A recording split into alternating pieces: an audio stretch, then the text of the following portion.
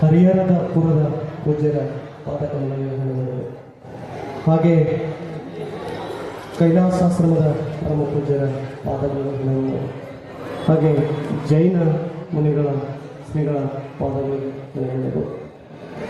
ಈಗ ಈ 2 ದಿನದವರೆಗೆ ಈ ಕಾರ್ಯಕ್ರಮ ನಿರಂತರವಾಗಿ ಚೆನ್ನಾಗಿ ನಡೆಸಿಕೊಂಡು ಬಂದಿರುವ ಶಾಪುರ ಪೂಜ್ಯರಲ್ಲಿ ನಮಸ್ಕರಿಸಿ, ಹಾಗೆ ಕೊಣ್ಣೂರ ಪೂಜ್ಯರಲ್ಲಿ ನಮಸ್ಕರಿಸಿ, ಹಾಗೆ ಇನ್ನೂರ ಪೂಜ್ಯರಲ್ಲಿ ನಮಸ್ಕರಿಸಿ. ನಿಮಗೆಲ್ಲ ಗೊತ್ತಿರಬೇಕು, ಬಿಜಾಪುರ ಜಿಲ್ಲೆಯೊಳಗೆ ಜ್ಞಾನಯೋಗಿ ಅಂದ್ರೆ ಅದು ಪೂಜ್ಯ ಸಿದ್ದೇಶ್ವರ ಸ್ವಾಮಿಗಳು. ಪೂಜ್ಯ ಸಿದ್ದೇಶ್ವರ ಸ್ವಾಮಿಗಳ ಸಂಕಲ್ಪದ ಮೇರೆಗೆ ಈ ನಂದಿ ಕೂಗು ಪ್ರಾರಂಭ ಆಗಿದೆ. ಆ ನಂದಿ ಕೂಗು ಪ್ರಾರಂಭ ಆಗುವ ಉದ್ದೇಶ ಏನು ಅಂತಂದ್ರೆ, ನಾವು ರೈತಾಪಿಯ ಜನರು ಮೊದಲಿನ ಪೂರ್ವ ಕೃಷಿಯನ್ನು ಮರೀತಾ ಇದ್ದೇವೆ. ಆ ಕೃಷಿಯ ಮರೆಯೋದರೊಂದಿಗೆ ನಾವು ಬಹಳಷ್ಟು ಹಾನಿಗೊಳಗಾಗ್ತಾ ಇದ್ದೇವೆ. ಈ ಯಂತ್ರಗಳ ಬಳಕೆಯಿಂದ ನಾವು ಭೂಮಿಯನ್ನು ಉಳುಮೆ ಮಾಡೋದರೊಂದಿಗೆ ಬಹಳಷ್ಟು ಭೂಮಿ ಹಾಳಾಗಿದೆ. ಮತ್ತೆ ಆ ಭೂಮಿಯನ್ನ ಪುನರುತ್ಥಾನ ಮಾಡಬೇಕು ಅನ್ನುವಂಥ ಒಂದು ಸಂಕಲ್ಪವನ್ನ ಯಾರು ಕೊಟ್ಟರು ಅಂದ್ರೆ ಪೂಜ್ಯ ಸಿದ್ದೇಶ್ವರ ಸ್ವಾಮಿಗಳ ತಮ್ಮನವರಾಗಿರುವಂಥ ಸೋಮಲಿಂಗಾರ್ಜುನವರು ಈ ಸಂಕಲ್ಪವನ್ನು ಮಾಡಿದರು. ಪ್ರಪ್ರಥಮ ಬಾರಿಗೆ ಸೋಮಲಿಂಗಾರ್ಜುನವರು ಇದು ಈಗ ಆಗಲೇಬೇಕು, ಇದು ಆದ್ರೆ ಮಾತ್ರ ರೈತರು ಎಚ್ಚರ ಆಗ್ತಾ ಇದ್ದಾರೆ, ಎಲ್ಲೋ ಒಂದು ಕಡೆ ರೈತರಿಗೆ ಮರು ಬಂದಿದೆ ಎನ್ನುವಂತ ವಿಚಾರವನ್ನ ನಂದಿ ಕೂಗು ಎನ್ನುವಂತ ಒಂದು ಸೇನೆ, ನಂದಿ ಸೇನೆ ಪ್ರಾರಂಭ ಆಗಿದ್ದು ಪ್ರಪ್ರಥಮ ಪೂಜ್ಯ ಸಿದ್ದೇಶ್ವರ ಸ್ವಾಮಿಗಳವರ ಜನ್ಮಸ್ಥಳದಿಂದ ಈ ನಂದಿ ಯಾತ್ರೆ ಪ್ರಾರಂಭ ಆಯಿತು. ಆ ನಂದಿ ಯಾತ್ರೆಯ ನಂದಿ ಕೂಗಿನ ಪ್ರಥಮ ಬಾರಿಗೆ ಶ್ರೀಶೈಲ ಜಗದ್ಗುರುಗಳಿಗೆ ಕರೆದರು ಅವರು. ಶ್ರೀಶೈಲಕ್ಕೂ ಮತ್ತು ನಂದಿಗೂ, ಮಲ್ಲಿಕಾರ್ಜುನಿಗೂ ನಂದಿಗೂ ಬಹಳಷ್ಟು ಅವಿನಾಭಾವ ಸಂಬಂಧ ಇದೆ. ಇಡೀ ನಂದಿ ಕುಲ ಉಳಿಲಿಕ್ಕೆ ಶ್ರೀಶೈಲ ಪೀಠ, ಶ್ರೀಶೈಲ ಮಲ್ಲಿಕಾರ್ಜುನ ಕ್ಷೇತ್ರ ಬಹಳಷ್ಟು ಹಿಂದಿನಿಂದ ಇತಿಹಾಸದೊಳಗೆ ನಾವೆಲ್ಲ ಹುಡುಕೊಂಡು ಹೋದ್ರೆ ಬಹಳಷ್ಟು ಕೆಲಸ ಮಾಡಿದೆ. ಆ ನಂದಿಯ ಉಳಿಯೋಗಕ್ಕಾಗಿ ಶ್ರೀಶೈಲ ಮಲ್ಲಿಕಾರ್ಜುನ ಆಶೀರ್ವಾದ ಬೇಕು, ಶ್ರೀಶೈಲ ಜಗದ್ಗುರುಗಳ ಆಶೀರ್ವಾದ ಬೇಕು ಅನ್ನುವುದನ್ನ ಪ್ರಪ್ರಥಮ ಶ್ರೀಶೈಲ ಪೀಠದ ಜಗದ್ಗುರುಗಳು ಸೋಮಲಿಂಗಾರ್ಜುನವರು ಕರೆದರು. ಕಾರ್ಯಕ್ರಮದ ಒತ್ತಡದಲ್ಲಿ ಶ್ರೀಶೈಲ ಜಗದ್ಗುರುಗಳು ಹೋಗ್ಲಿಕ್ಕೆ ಆಗಲಿಲ್ಲ. ಅದರ ಒಂದಿಷ್ಟು ಶ್ರೀಶೈಲ ಜಗದ್ಗುರುಗಳ ಆಶೀರ್ವಾದ ತೆಗೆದುಕೊಂಡು ನಾ ಪ್ರಥಮದಲ್ಲಿ ಆ ಕಾರ್ಯಕ್ರಮಕ್ಕೆ ಭಾಗವಹಿಸಿದೆ. ಇವತ್ತು ಸಣ್ಣದಾದಂತ ಕಾರ್ಯಕ್ರಮ 2.5 ವರ್ಷ 3 ವರ್ಷದಿಂದ ಪ್ರಾರಂಭ ಆದ ಕಾರ್ಯಕ್ರಮ ನಂದಿಯ ಕೂಗು ಇವತ್ತು ಕರ್ನಾಟಕಾದ್ಯಂತ ಒಂದು ನಂದಿ ಸೇನೆ, ನಂದಿ ರಥಯಾತ್ರೆ ಒಳಗೆ ಎಷ್ಟು ಅದ್ಭುತವಾಗಿ ಈ ಕಾರ್ಯಕ್ರಮ ಪ್ರಾರಂಭವಾಯಿತು ಅಂದ್ರೆ ನಮ್ಮ ರಾಷ್ಟ್ರದ ಜನಗತ್ತ ಉಪ ರಾಷ್ಟ್ರಪತಿ ಆದವರು ರಾಧಾಕೃಷ್ಣನ್ ಅವರು ಈ ನಂದಿ ರಥಯಾತ್ರೆಗೆ ಯಡಿಯೂರಿನಲ್ಲಿ ಚಾಲನೆ ಕೊಟ್ಟ ನಂತರ ಸುಮಾರು 700 ಕಿಲೋಮೀಟರ್ ಕರ್ನಾಟಕದೊಳಗ ನಂದಿ ರಥಯಾತ್ರೆ, ಅದು ಉತ್ತರ ಕರ್ನಾಟಕದೊಳಗ ಬಹಳ ವೇಗದಲ್ಲಿ ಸಂಚಲನ ಮೂಡಿ ರೈತರನ್ನ ಮನಸ್ಸೆರೆಯುವ ಕಾರ್ಯಕ್ರಮ ಯಾರು ಮಾಡಿದ್ರು ಅಂತಂದ್ರ ಅದು ಶ್ರೀಶೈಲ ಪೀಠ ಮಾಡುತ್ತೆ ಅನ್ನುವುದನ್ನ ನೀವು ಯಾವತ್ತೂ ಮರೆಯಬಾರದು. ಅಂತ ಕಾರ್ಯಕ್ರಮ, ಯಾಕಂದ್ರೆ ಸೋಮಲಿಂಗಾರ್ಜುನವರು ಹೇಳ್ತಿದ್ರು, ಇಲ್ರಿ ಶ್ರೀಶೈಲ ಪೀಠ ಬಹಳಷ್ಟು ಒಂದಿಷ್ಟು ದೃಷ್ಟಿಯೊಳಗ ಬಹಳ ಕೆಲಸ ಮಾಡ್ತಾ ಇದೆ, ಅದರೊಂದಿಗೆ ಈ ಕೆಲಸವನ್ನು ಕೂಡ ಜೋಡಿಸಿದ್ರೆ ನಮಗೆ ರೈತರಿಗೆ ಒಳ್ಳೇದಾಗ್ತದ ಅನ್ನುವಂತ ಮಾತನ್ನ ಹೇಳಿದಾಗ ಅವ್ರು ಏನೇನು ಹೇಳಿದ್ರು ಸೋಮಲಿಂಗಾರ್ಜುನವರು ಅಂದ್ರ ಆ ವಿಚಾರವನ್ನ ಶ್ರೀಶೈಲ ಪೀಠ ಅದು ಚಾಚು ತಪ್ಪದೆ ಕಾರ್ಯಕ್ಕೆ ತರುವ ಆ ದಿಶೆಯಲ್ಲಿ ಪ್ರಯತ್ನ ಪಟ್ಟಿತ್ತು. ಅಂತ ಕಾರ್ಯಕ್ಕೆ ಇವತ್ತು ನಂದಿಯ ಸೇನೆ, ನಂದಿಯ ಕೂಗು, ನಂದಿಯ ರಥಯಾತ್ರೆ ಶ್ರೀಶೈಲದಿಂದ, ಇದು ಯಡೂರದಿಂದ ಶ್ರೀಶೈಲಕ್ಕೆ ಬಂತು.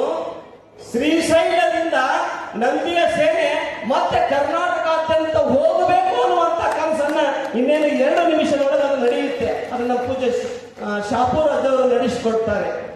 ಈ ಉದ್ದೇಶ ಇಷ್ಟೇ, ನಾವು ಮತ್ತೆ ರೈತರಾಗಬೇಕು.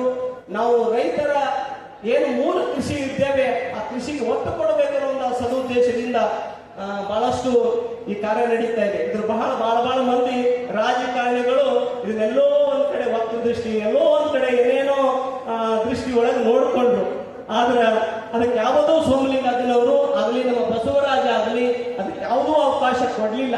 ರಾಜಕಾರಣಿಗಳ ನೋಡುವ ದೃಷ್ಟಿನೇ ಬೇರೆ. ಅದಕ್ಕಾಗಿ ಪೂಜ್ಯರ ಹಸ್ತದಿಂದ ಪ್ರಾರಂಭ ಆದ ಕಾರ್ಯಕ್ರಮ, ಪೂಜ್ಯರ ಹಸ್ತದಿಂದ ಕಾರ್ಯಕ್ರಮ ಬಹಳ ಯಶಸ್ವಿಯಾಗಬೇಕು ಅನ್ನುವಂತ ಒಂದು ಸದುದ್ದೇಶದಿಂದ ಪೂಜ್ಯ ಸಿದ್ದೇಶ್ವರ ಸ್ವಾಮಿಗಳವರ ಸಂಕಲ್ಪವನ್ನ ಅವರ ಸೋದರರು ನಡೆಸಿಕೊಡುವಂತ ವ್ಯವಸ್ಥೆಯನ್ನು ಮಾಡಿದ್ದಾರೆ. ಅದು ಬರುತ್ತಿನ ಮಾನಗಳು ನಮ್ಮ ನಿಮ್ಮೆಲ್ಲರ ಕರ್ತವ್ಯ. ಸಂಕಲ್ಪ ಮಾಡೋರು ಒಬ್ರು ಇರ್ತಾರೆ, ಅದನ್ನು ಈಡೇರಿಸೋರು ನಾವೆಲ್ಲರೂ ಆಗಬೇಕು ಅನ್ನುವಂತ ಮಾತನ್ನು ಹೇಳ್ತಾರೆ. ನಮಗೆ ಖುಷಿ ಏನಂತಂದ್ರ ಭಾರತೀಯ ಸಂತ ಮಹಾಪರಿಷತ್ತಿನ ಮುಖ್ಯಸ್ಥರು, ಗಣ್ಯರು, ಪೌಂಡರು ಇಲ್ಲಿ ಬಂದಿದ್ದಾರೆ. ಯಾಕಂದ್ರ ಭಾರತೀಯ ಸಂತ ಮಹಾಪರಿಷತ್ತು ಇವತ್ತು ಬರೇ ಭಾರತಕ್ಕಷ್ಟೇ ಅಲ್ಲ, ಸುಮಾರು ಒಂದು 50ರಿಂದ 60 ದೇಶದ ಸಂತರು ಈ ನಮ್ಮ ಭಾರತೀಯ ಸಂತ ಮಹಾಪರಿಷತ್ತಿನ ಒಳಗ ಸೇರ್ಕೊಂಡಿದ್ದಾರೆ. ನಾವು ಕೂಡ ಸ್ವಲ್ಪ ಅವಕಾಶ ಸಿಕ್ಕಿತ್ತು, ಓಡಾಡ್ತೇವೆ. ನಮ್ಮ ಆಕಾಶ್ ವಿಶ್ವಾಮಿತ್ರ ಕರ್ಕೊಂಡೋದ. ಆಕಾಶ್ ವಿಶ್ವಾಮಿತ್ರ ಎನರ್ಜಿ ಭಾಳ ಅದ ಆತನಿಗೆ, ನಮಗೆ ಎನರ್ಜಿ ಕಡಿಮೆ ಅದ.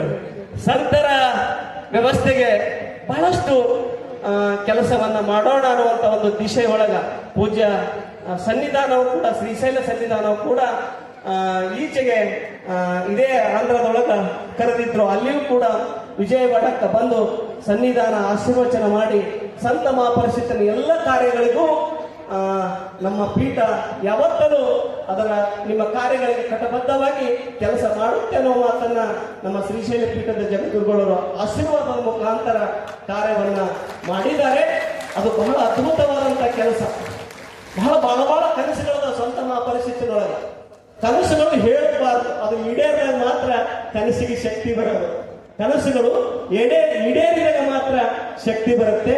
ಅದಕ್ಕಾಗಿ ಆ ಕನಸುಗಳಿಗೆ ಒಂದು ಶಕ್ತಿ ತುಂಬುವ ಕೆಲಸವನ್ನ ಸಂತ ಮಹಾಪರಿಷತ್ತು ಮಾಡ್ತಾ ಇದೆ. ಮಾಂದಾತಾಚ ಮಹಿಪತಿ ಕೃತಯುಗೋ ಲಂಕಾರ ಭೂತೋಗತಃ ಶೇತುರ್ರೇಣ ಮೋದದವು ವಿರಚಿತವು ಪಾಶವೃತ ಶಸ್ಯಾಂತಕಾಹ ಅಂತೆ ಚಾಪಿ ಯುಧಿಷ್ಠಿರ ಪ್ರಕೃತಯ ಯಾತಾಂ ದೇವಂ ಭೂಪತೆ ಕೇನಾಪಿ ಸಮಂಗತ ವಸುಮತಿ ಮುಚ್ಚತ್ವಯಾಸ.